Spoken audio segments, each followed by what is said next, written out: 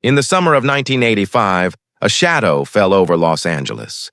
A city that never slept was suddenly terrified of the dark. Doors were double-bolted, windows nailed shut. Because somewhere out there, lurking in the shadows, a predator was hunting. His name was Richard Ramirez. The world, however, would come to know him as the Night Stalker. It started almost silently, like a whisper in the wind. A string of brutal, seemingly random crimes scattered across Los Angeles County. Homes were broken into in the dead of night. The victims, men, women, and even children, were attacked with a ferocity that stunned investigators. There was no clear pattern, no rhyme or reason. He struck in wealthy suburbs and working-class neighborhoods alike. He didn't discriminate. He killed for pleasure, for chaos, and for the sheer thrill of it. The police had never seen anything like it. To understand the monster, you have to look at the man. Richard Ramirez was born on February 29, 1960, in El Paso, Texas.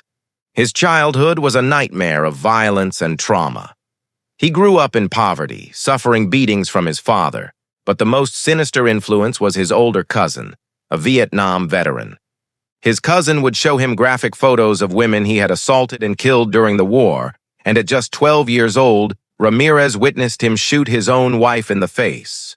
That moment was a turning point, marking the beginning of a lifelong obsession with death and evil. He soon dropped out of school, spiraled into drug use, and began breaking into homes. By the time he arrived in Los Angeles, he had fully embraced the darkness, worshiping Satan, living on the streets, and feeding a deep-seated hatred for humanity. On June 28, 1984, Ramirez committed his first known murder. 79-year-old Jenny Vincow was found dead in her apartment. She had been stabbed repeatedly, her throat slashed. The crime scene was horrific, but it offered few clues. What no one could have known was that this was only the beginning. The following year, Los Angeles would become his personal hunting ground.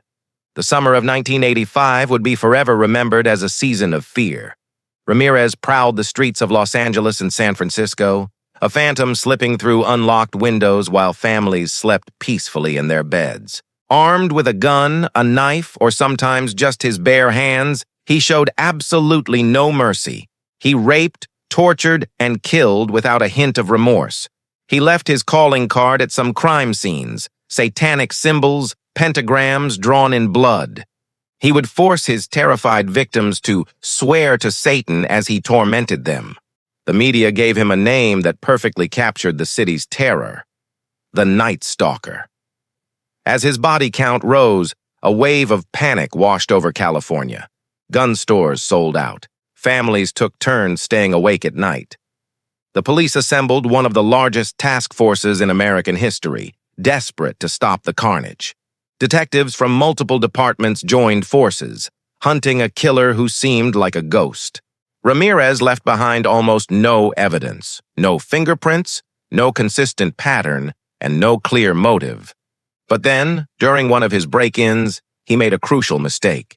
He left a partial shoe print, an Avia sneaker, size 11.5. Investigators traced the print to a model so rare that only a handful of pairs had been sold in all of California.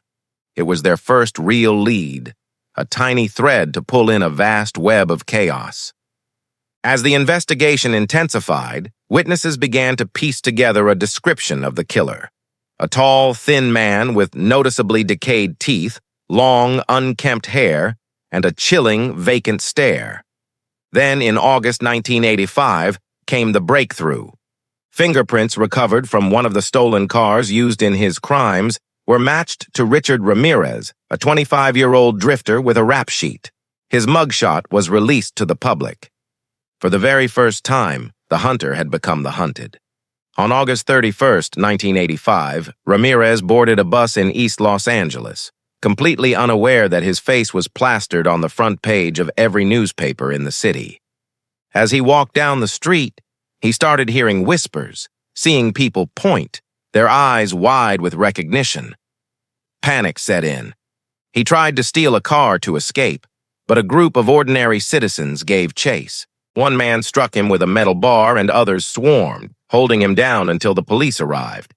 The Night Stalker, the man who had held California hostage for over a year, was finally caught. As officers cuffed him, he sneered, "You got me, but you didn't get anyone else."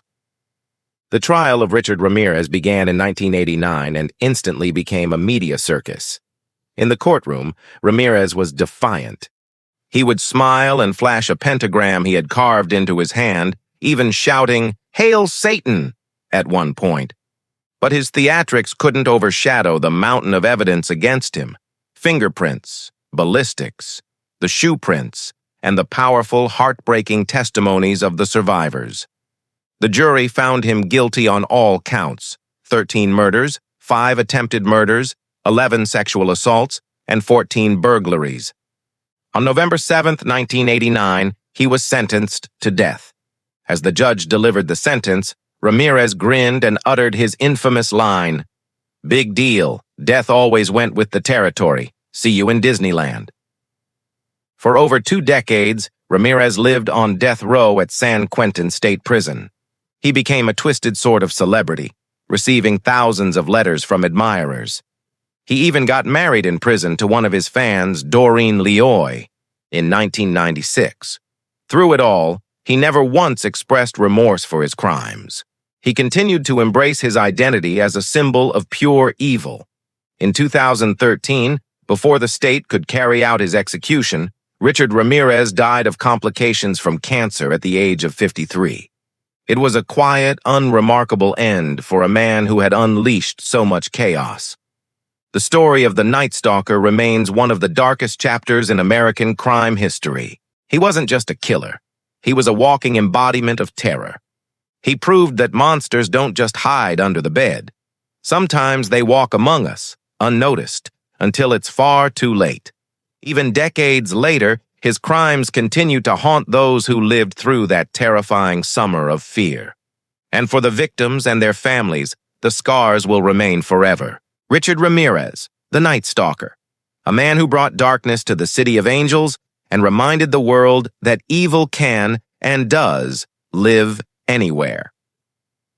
Thanks for watching. If you want to explore more cases like this, don't forget to subscribe to Dark Truth Files and hit that notification bell. We'll see you in the next investigation.